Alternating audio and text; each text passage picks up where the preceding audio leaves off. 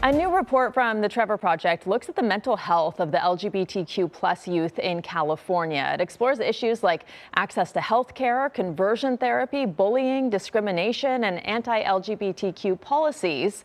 We're joined now live this morning by Dr. Ronita Nath. She is the vice president of the research at the Trevor Project. Welcome. Good morning. Good morning. Thank you for having me. So first, can you break down for us some of the key trends you found on the West Coast, especially here in California? Yes, for sure. So in California, LGBTQ plus youth, continue to face serious mental health challenges. In total, there were 1,800 LGBTQ plus youth surveyed in California. More than a third had seriously considered suicide in the past year, including 39% of transgender and non-binary youth. And what is most surprising is that even in the most accepting states, which includes California, nearly half of LGBTQ plus youth still can't access the mental health care they need. Additionally, we know that affirming spaces and inclusive policies are universally associated with lower suicide risk across all states, yet affirming spaces remain limited in California. Less than 40% said they have an affirming home.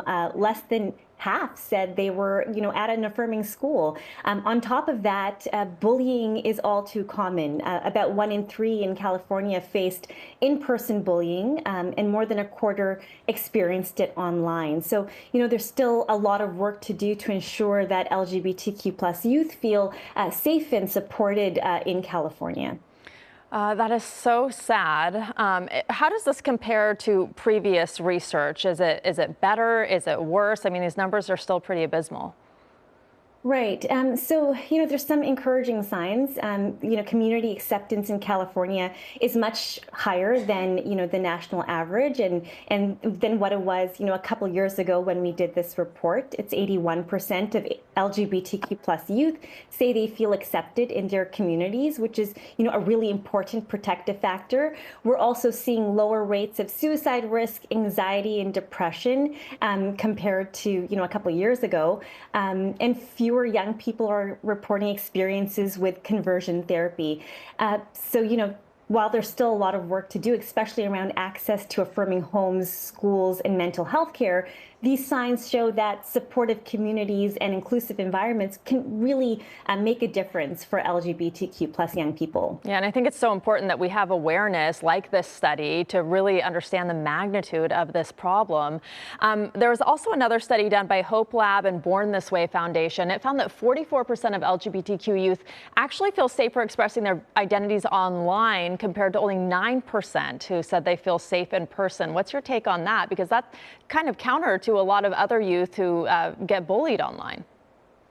Correct. Yeah, there's a lot of safe spaces for folks online. So it depends on, where are young people going online. And, we do have at Trevor Project, Trevor Space, where, LGBTQ young people come together and, create the safe space. And it's very important for them to have safe spaces to go to. And we are seeing that some folks are saying, online spaces are where they do feel safe. And it's important to note that young people are experiencing, very high mental strain because they're facing relentless attacks politically, socially, and even in their daily lives, particularly transgender, non-binary young people. And, they're going to spaces where, they're not mistreated, stigmatized, and denied support. So, I guess it really depends on the spaces they are going to, and more research needs to look at, where are these online communities where young people are feeling, safe. Yeah, that issue has been used as such a political football of late. How can allies support the LGBTQ youth in their own families and then in their communities abroad? Right. So yeah, definitely. Allies are very important for making, California and, the U.S. a safer and more affirming space for LGBTQ plus youth.